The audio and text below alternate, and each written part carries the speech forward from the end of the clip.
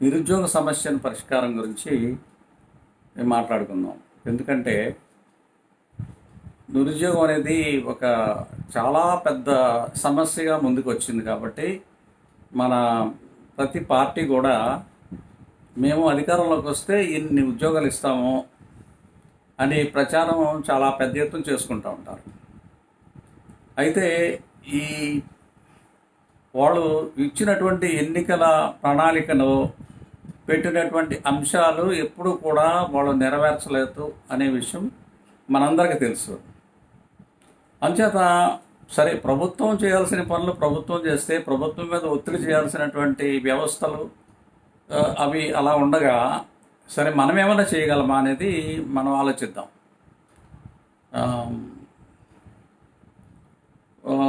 ఎందుకంటే చాలామంది మంచిగా చదువుకున్నటువంటి వాళ్ళు, పెద్ద పెద్ద డిగ్రీలు చేసుకున్నటువంటి వాళ్ళు ఉద్యోగం లేదని చెప్పేసి చాలా వాళ్ళ స్థాయికి సరిపడే ఉద్యోగాలు లేక చాలా చిన్న చిన్న ఉద్యోగాలకి అప్లికేషన్లు, లక్షల సంఖ్యలో అప్లికేషన్లు పెట్టడం మనం చూస్తున్నాం.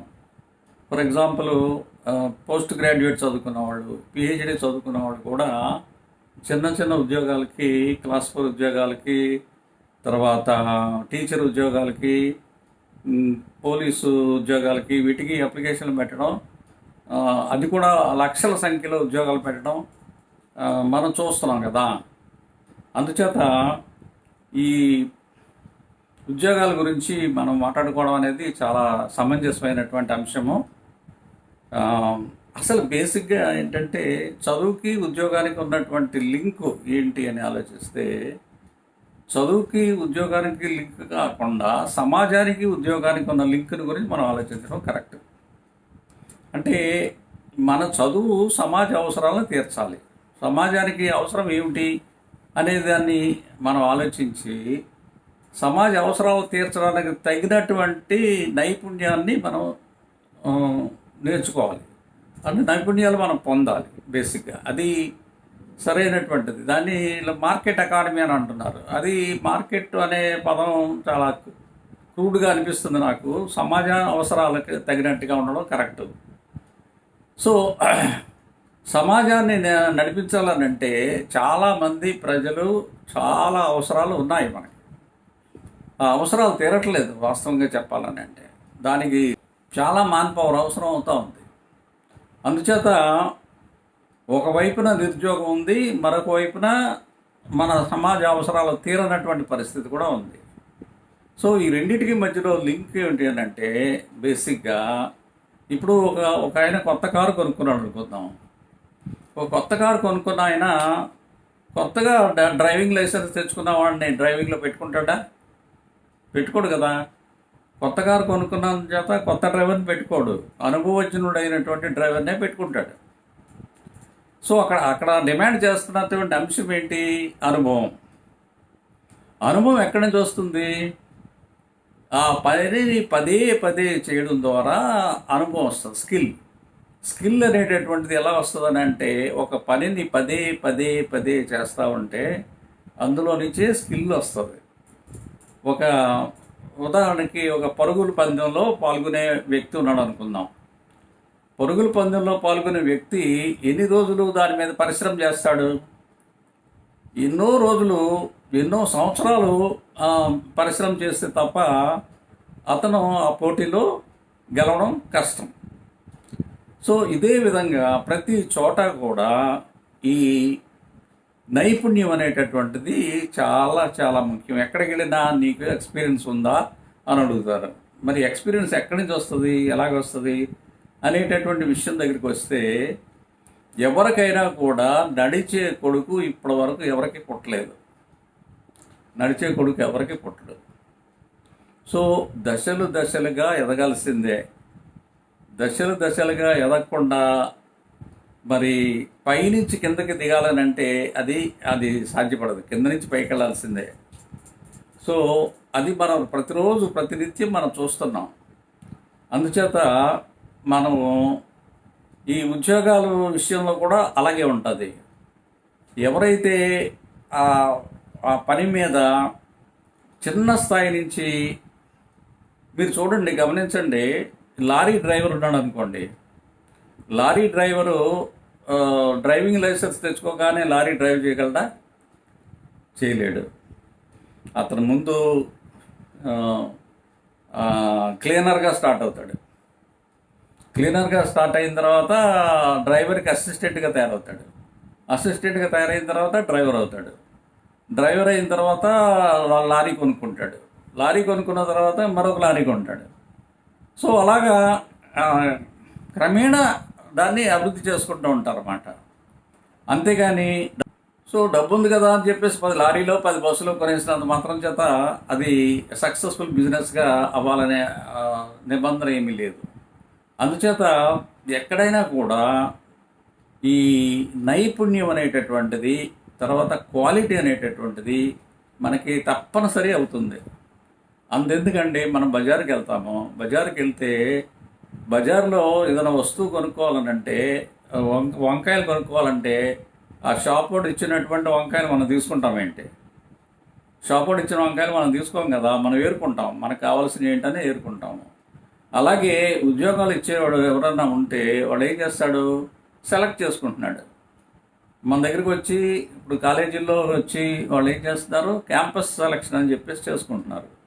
క్యాంపస్లో వాళ్ళకి వాళ్ళ నైపుణ్యం మీద, వాళ్ళ జ్ఞానం మీద నమ్మకం ఉన్నప్పుడు వాళ్ళకి ఉద్యోగాలు దొరుకుతున్నాయి. చాలామంది ఏమంటారంటే ఎక్స్ప్రెషన్ అంటే సాఫ్ట్ స్కిల్స్ అనేది ఒక ప్రధానమైన అంశంగా ముందుకు వచ్చింది ఇప్పుడు మనకి. సాఫ్ట్ స్కిల్ అంటే ఏంటి అని అంటే, న్యూస్ రీడర్స్ ఉంటారు చూడండి. న్యూస్ రీడర్స్, యాంకర్స్ వాళ్ళు ఎంత చక్కటి భాష మాట్లాడతారో మనం చూడండి, ఎంత ఆకర్షణీయంగా మాట్లాడతారో చూడండి. సో అలాంటి ఆకర్షణీయంగా మాట్లాడేటటువంటిది ఒక నైపుణ్యం. సినిమాలో నటించడం అనేది ఒక నైపుణ్యం. ఆ నైపుణ్యం ఉన్నటువంటి వాళ్ళే అక్కడ సక్సెస్ అవుతారు తప్పితే అది లేకుండా సక్సెస్ అవ్వడం అది సాధ్యం కాదు. అలాగే భాషలు, ఇప్పుడు మన తెలుగు వాళ్ళు వెళ్ళేసి ఉత్తర భారతదేశంలో ఏదైనా పని చేసుకోవాలని అంటే అక్కడ భాష మనకు రాదు, మన భాష వాడికి తెలియదు. అందుచేత ఈ భాష కూడా చాలా ఇంపార్టెంట్. ఈ భాషలు కూడా మనం నేర్చుకోవాలి. ఇప్పుడు ఫర్ ఎగ్జాంపుల్ మనం ఈ ప్రపంచ దేశాల్లో ఎక్కడికి పోయినా కూడా మనకి భారతీయులు కనబడాలంటే ఎక్కువ మంది కనిపించే వాళ్ళు ఎవరు? కేరళ వాళ్ళు కనిపిస్తూ ఉంటారు. కేరళ వాళ్ళు ఎందుకు కనిపిస్తున్నారు? వాళ్ళు ఆ భాష నేర్చుకోవడానికి, అదేవిధంగా ఎక్కడికైనా సరే వెళ్ళడానికి వాళ్ళు సిద్ధంగా ఉంటారు. సో మన ఊళ్ళోనే మనకు ఉద్యోగం దొరకాలి, మన ఊళ్ళోనే మనకు ఉపాధి దొరకాలి అని అంటే అది సాధ్యమయ్యే పని కాదు ఈ రోజుల్లో. మరి కేరళ వాళ్ళు ఒక మంచి ఎగ్జాంపుల్ని సెట్ చేశారు. ఇప్పుడు గల్ఫ్ దేశాలు ఉన్నాయంటే గల్ఫ్ దేశాలు ఇంచుమించు అక్కడ పనిచేసే వాళ్ళు ఎక్కువ శాతం మంది కేరళ వాళ్ళు కనిపిస్తూ ఉంటారు. ఒకటేంటి, వాళ్ళకి నైపుణ్యం ఉంది, భాష ఉంది, తర్వాత వెళ్ళగలను అనే నమ్మకం ఉంది. ఆ విధంగా వాళ్ళు రుజువు చేసుకుంటున్నారు. ఎక్కడికైనా సరే వెళ్ళి ఉపాధి సంపాదించుకోగలుగుతున్నారు. వాళ్ళు ప్రభుత్వం ఇచ్చేటటువంటి ఉద్యోగాల కోసం ఎదురు చూడట్లేదు. అలాగే వాళ్ళు చదువుకున్న చదువుని బట్టి ఉద్యోగాలే చేయాలనేటటువంటి నిబంధన ఏమీ లేదు. అతను ఏదో చదువుకుని ఉండొచ్చు, ఒక డ్రైవర్ ఉద్యోగం చేస్తూ ఉండొచ్చు. ఏదో చదువుకుని ఉండొచ్చు, అతను ఒక ఎలక్ట్రీషియన్గా పనిచేస్తూ ఉండొచ్చు. ఏదో చదువుకోవచ్చు, అతను ప్లంబర్గా పనిచేస్తూ ఉండొచ్చు. సో అలాగా మనం చదువుకున్న చదువుకి మార్కెట్లో డిమాండ్ ఉండొచ్చు, ఉండకపోవచ్చు. సో ఆ డిమాండ్ ఎలాగుందో చూసుకొని, ఆ డిమాండ్ కూడా ఒకే రకమైన డిమాండ్ కూడా స్థిరంగా ఉండదు, స్థిరత్వం ఉండదు మార్కెట్లో. అవి మారుతూనే ఉంటాయి. మారబోతుంది అని మనం ముందుగా గమనించాలి. ఇది మారబోతుంది, ఇందులో కొత్తదనం రాబోతుంది అని అంటే దానికి మనం సిద్ధపడాలి. సో ఆ విధంగా వాళ్ళు మారుతున్నారు కాబట్టి వాళ్ళు ఎక్కడైనా కూడా రాణించగలుగుతున్నారు. అందుచేత మనము ఒకవైపు మనము ఈ ప్లేస్ నుంచి మరొక ప్లేస్ వెళ్ళడానికి సిద్ధంగా ఉండాలి, రీలొకేషన్ అవ్వడానికి సిద్ధంగా ఉండాలి. రెండోది భాష నేర్చుకోవడానికి సిద్ధంగా ఉండాలి. తర్వాత మన భాష ఇతరులకు ఆకర్షణీయంగా కూడా ఉండాలి. ఇతరుతో మాట్లాడితే బాగా మాట్లాడతాడు, మనకి మంచి సలహా ఇస్తాడు, లేకపోతే మనకు ఒక ఒక ఆదర్శప్రాయంగా ఉంటాడు అనేటటువంటి నమ్మకం కలిగినప్పుడే కదా వాళ్ళు మన దగ్గరికి వస్తారు. అందుచేత అది కూడా చాలా ఇంపార్టెంట్. అంటే దీనికి సంబంధించినటువంటి జ్ఞానం, నేను పుస్తకాలు చదివాను, పరీక్షలు పాస్ అయ్యాను, నాకు ఫస్ట్ క్లాస్ వచ్చింది, లేకపోతే ఫస్ట్ ర్యాంక్ వచ్చింది, వీటితోటి అక్కడ పని ఉండదు. వీటితోటి అక్కడ పని ఉండదు. అంచేత అసలు మనకి మార్కెట్లో ఏం జరుగుతుంది అంటే అసలు ముందు పోయి చూడాలి. ఇప్పుడు హైదరాబాద్కి దగ్గరలో ఉన్నవాళ్ళు హైదరాబాద్ పోవాలా, పోయి హైదరాబాద్లో ప్రజలు ఎలా బతుకుతున్నారు, అక్కడ అవసరాలు ఎలా ఉన్నాయి, ఆ అవసరాలని ఎలా తీరుస్తున్నారు, ప్రజలు ఎలా తీర్చగలుగుతున్నారు అనే దాని మీద ఒక క్షుణ్ణమైనటువంటి స్టడీ చేయాలి. స్టడీ చేసినప్పుడు అప్పుడు మనం దేనికి సూట్ అవుతామో, మనకున్నటువంటి జ్ఞానము, లేకున్నటువంటి మనకున్నటువంటి నైపుణ్యము, మనకున్నటువంటి ఎందులో అవకాశాలు మనకు దొరుకుతాయి అనేది మనం వెతుక్కోవాలి. వెతుక్కొని దానికి సిద్ధపడితే తప్ప వేరే మార్గం కనిపించడం లేదు. అలాగే కొత్త కొత్త అవకాశాలు చాలా చాలా పుట్టుకొస్తున్నాయి. ఇప్పుడు హాస్పిటల్ హాస్పిటల్లో పనిచేయడానికి, హాస్పిటల్ అంటే మెయిన్ యాక్టర్ డాక్టర్ కనిపిస్తాడు. అలాగే సినిమా ఉందనుకోండి, సినిమాలో హీరో కనిపిస్తాడు. హీరో ఒకడుంటే సినిమా నడవదు కదా. సినిమా నడవాలంటే చాలా మంది పాత్రధారులు ఉండాలి. సినిమా వెనకాల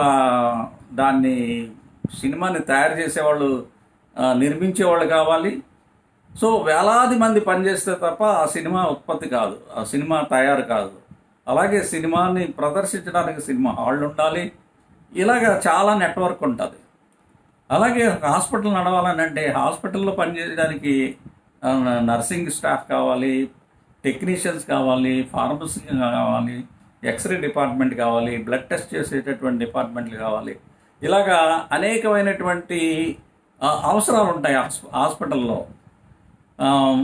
ఒక పెద్ద హాస్పిటల్ ఉందంటే ఆ హాస్పిటల్లో ఇంచుమించు ఒక 1000 మంది పనిచేస్తూ ఉంటారు. కనీసం చిన్న హాస్పిటల్ అయినా ఒక 10 మంది నుంచి, ఆ హాస్పిటల్ సైజుని బట్టి, అంటే బెడ్ స్ట్రెంగ్త్ అని చెప్తారు, అక్కడ బెడ్ స్ట్రెంగ్త్ని బట్టి ఏమవుతుంది, ఒక 10 మంది పనిచేసే దగ్గర నుంచి 1000 మంది పనిచేసేంత హాస్పిటల్స్ కూడా ఉంటాయి. అలాగే ఒక పరిశ్రమ తీసుకుంటే కూడా ఒక 10 మంది పనిచేసే పరిశ్రమ ఉండొచ్చు, 10,000 మంది పనిచేసే పరిశ్రమ ఉండొచ్చు, 10 లక్షల మంది పనిచేసే పరిశ్రమ కూడా ఉండొచ్చు. ఇలాగా అనేకమైనటువంటి కొత్త రకాలైనటువంటి అవకాశాలు ఉన్నాయి. అలాగే హోటల్ మేనేజ్మెంట్ అనేది రాబోతుంది. ఇంకా హోటల్ మేనేజ్మెంట్ అనేది ప్రస్తుతానికి పెద్దగా మన దేశంలో కనిపించకపోయినా ఫ్యూచర్లో చాలా హోటల్ మేనేజ్మెంట్కి సంబంధించి హాస్పిటాలిటీ అనేటటువంటి కోర్సులు కూడా వచ్చాయి. అలాగే ఫుడ్ ప్రాసెసింగ్ అనేది ఒక పెద్ద పరిశ్రమగా రాబోతుంది. ఫుడ్ అనేది చాలా అవసరమైనటువంటి విషయం కదా. మానవులు ఎంత అభివృద్ధి చెందినా వాళ్ళకి రకరకాలైనటువంటి ఆహార పదార్థాలు కావాలి, వాటిని ఉత్పత్తి చేసేవాళ్ళు కావాలి, వాటిని మనకి అందుబాటు చేసేవాళ్ళు కావాలి. ఇలాగా చాలా పెద్ద పరిశ్రమ ఆహార ఉత్పత్తులు. ఆహారం అంటే మరి మనం తినే ఆహారం ఒకటే కాదు, ప్రపంచంలో చాలామంది చాలా రకాలైనటువంటి ఆహార పదార్థాలు తీసుకుంటుంటారు. వాటిని రకరకాలుగా వండుకొని రకరకాలుగా వినియోగించుకుంటుంటారు. ఇప్పుడు పొటాటో ఉందనుకోండి, పొటాటోను ఎన్నో రకాలైనటువంటి వస్తువులుగా తయారు చేస్తారు. అలాగే శనగపిండి ఉందనుకోండి, ఆ శనగపిండితో ఎన్నో రకాలైనటువంటి వస్తువులు తయారు చేస్తూ ఉంటారు కదా. అలాగా చాలా ఒక్కదానికి అనేక చేయొచ్చు. ఇప్పుడు సోయాబీన్ అనేది ఒకటి వచ్చింది, ప్రాచుర్యంలోకి వచ్చింది. సోయాబీన్ని చాలా రకాలైనటువంటి ఆహార పదార్థాల కింద వాడుతున్నారు. సోయా ఆయిల్ దగ్గర నుంచి, సోయా పిండి దగ్గర నుంచి, చేపలకు ఆహారము, పశువులకు ఆహారము, పందులకు ఆహారము, రకరకాలైనటువంటి ఆహారాలను తయారు చేస్తున్నారు. అలాగే అనంతమైనటువంటి అవకాశాలు ఉన్నాయి. ఈ అనంతమైనటువంటి అవకాశాలకి మనం చదివిన చదువుకి డైరెక్ట్ కనెక్షన్ ఉండొచ్చు, ఉండకపోవచ్చు, చాలా సందర్భాల్లో లేదు కూడా. అలాగే ఈ ట్రైనింగ్ సెంటర్స్ అనేవి గవర్నమెంట్ మీద గవర్నమెంట్ పెడుతుంది, వాళ్ళు ఇస్తారు అని ఎదురు చూడడం అనేది అది గవర్నమెంట్ చేయాల్సినటువంటి బాధ్యత వాళ్ళ మీద ఉంది. గవర్నమెంట్ చేయించాలని ఒత్తిడి చేసేటటువంటి సంస్థలు ఉన్నాయి, ఆర్గనైజేషన్స్ ఉన్నాయి. అది సరే, అది దాని పని అది చేస్తూ ఉంటుంది. కానీ ఈలోగా ఈలోగా మన ప్రయత్నం మనం చేయాలి. ఎందుకంటే గవర్నమెంట్ అవకాశాలు కనిపించినా కూడా మళ్ళీ అక్కడికి వెళ్ళేటప్పటికి టెస్టులు ప్రారంభం అవుతాయి కదా, అక్కడికి వెళ్ళేటప్పుడు కాంపిటేటివ్ పరీక్షలు పెడతారు కదా, పరీక్షల్లో గెలుచుకొని రావాలి కదా. అదంతా చాలా దీర్ఘకాలమైనటువంటి ప్రాజెక్ట్స్. అందుచేత వాటితోటి వాటి వైపు ప్రయాణం చేస్తూనే ఆ ప్రయత్నాలు మనం చేస్తూనే మళ్ళీ మనం ప్రత్యామ్నాయమైనటువంటి ప్రయత్నాలు మనం చేసుకుంటూ ఉండకపోయినట్లయితే రాబోయే రోజుల్లో నిరుద్యోగ సమస్య చాలా చాలా ఎక్కువైపోతుంది, చాలా పెరిగిపోతుంది. అందుచేత ఏంటంటే అసలు ఇప్పుడున్నటువంటి ఉద్యోగ అవకాశాలు ఎక్కడున్నాయి, ఎలాగున్నాయి, రాబోయే రోజుల్లో ఎలాంటి దానికి ఉద్యోగాలు దొరికే అవకాశం ఉంది, రాబోయే రోజుల్లో మన కళ్ళ ముందు ఎన్నో మారిపోయినాయి కదా. ఉదాహరణ తీసుకుంటే సెల్ ఫోన్లే చూసుకోండి. సెల్ ఫోన్లు ఒకప్పుడు ఫోనే ఉండేది కాదు, ఈ ఫోన్ ఎవరికన్నా ఉండేది. అలాంటిది ఒక ట్రంక్ కాల్ చేయాలని అంటే అది పెద్ద పెద్ద కష్టమైన పని. ఒక దూరం ప్రాంతంలో ఉన్న వాళ్ళతో మాట్లాడాలని అంటే ఇవాళ మనం చూడండి, ప్రతి చేతిలోనూ ఫోన్ లేకుండా లేదు, ప్రతి చేతిలోనూ సెల్ ఫోన్ ఉంది, ప్రతి చేతిలోనూ వీడియో కాల్ ఉంది. ఎంత అద్భుతమైనటువంటి మార్పులు జరిగాయి. వాటిని మనం వినియోగించుకుంటున్నాం కదా, అది ఎవరో ఒకళ్ళు తయారు చేస్తున్నారు కదా. అలాగా కొత్త రకాల పాతవి పోతున్నాయి, కొత్తవి వస్తున్నాయి. పాతవి పోయి కొత్త వస్తున్నటువంటి నేపథ్యంలో ఈ కొత్త వాటి కోసం కొత్త వాటిని తెలుసుకునేటటువంటి ప్రయత్నాలు మనం చేయాలి, తప్పకుండా చేయాలి. చేయకపోతే మరి ఇది చాలా తీవ్రమైనటువంటి సమస్యగా తయారవుతుంది. మన వాళ్ళు యాదవులు ఏం చెప్తున్నారు అంటే మనకి చాలా జనాభా ఉంది కాబట్టి మనకి చాలా డెవలప్ అయిపోతామని చెప్తున్నారు. డెమోగ్రాఫిక్ డివిడెండ్ అని పేరు పెట్టారు దానికి. అంటే అది కన్జ్యూమర్ సైడ్, అంటే మనం వినియోగించుకునే వస్తువుల సైడు చెప్తున్నటువంటి అంశం అది. కానీ ఉత్పత్తి చేయాలి కదా, ఉత్పత్తి చేసే నైపుణ్యం మనకు ఉండాలి కదా, మరి దానికి తగిన అందులో పనిచేసే నైపుణ్యం మనకు కావాలి కదా. సో ఆ వైపు ఆలోచిస్తే మనకి చాలా గ్యాప్ కనపడుతుంది. నేను ఇంతకుముందు చేసినటువంటి వీడియోస్లో కూడా నేను చెప్పాను, భారతదేశంలో నైపుణ్యం ఉండేటటువంటి స్కిల్ ఉన్నటువంటి లేబర్ ఫోర్సు చాలా తక్కువ ఉంది. 20 సంవత్సరాల నుంచి 50 సంవత్సరాల వయసులో ఉన్నటువంటి వాళ్ళల్లో కేవలం స్కిల్ ఉన్నటువంటి వాళ్ళు 2% నుంచి 6% మాత్రం పెరిగారు. ఒకప్పుడు 2% ఉండేది ఒక 20 సంవత్సరాల పూర్వం, ఇప్పుడు అది 6% అంటున్నారు. ఈ 6% పెట్టుకొని మనం ఎలాగ అభివృద్ధి చెందగలుగుతాము? అది సాధ్యపడేటటువంటి విషయం కాదు. అదే సౌత్ కొరియాలో 90% మంది స్కిల్డ్ మ్యాన్ పవర్ ఉన్నారని మనకి గణాంకాలు చెప్తున్నాయి. సౌత్ కొరియాలో 90% మందికి నైపుణ్యం ఉందంట. మరి మనకేమో 5%, 6% ఉందంట. ఈ పరిస్థితిలో మరి మనకి ఉద్యోగాలు దొరికే అవకాశం ఎలాగొస్తుంది? అందుచేత ఏంటంటే మన ఆలోచన విధానం మారాలి. మనం దేనికైనా సిద్ధపడాలా, కష్టపడడానికి సిద్ధపడాలా, వేరే ప్లేసులకు వెళ్ళడానికి సిద్ధపడాలా, వేరే భాషలు నేర్చుకోవడానికి సిద్ధపడాలా. ఇవన్నింటికి పోయినట్లయితే మన డెమోగ్రాఫిక్ డివిడెండ్ కాదు కదా, అదే మనకు పెను సవాలుగా తయారయ్యే ప్రమాదం ఏర్పడుతుంది. అందుచేత ఈ కోణంలో ఆలోచన చేయాలని చెప్పేసి నేను మీ అందరినీ కోరుకుంటున్నాను.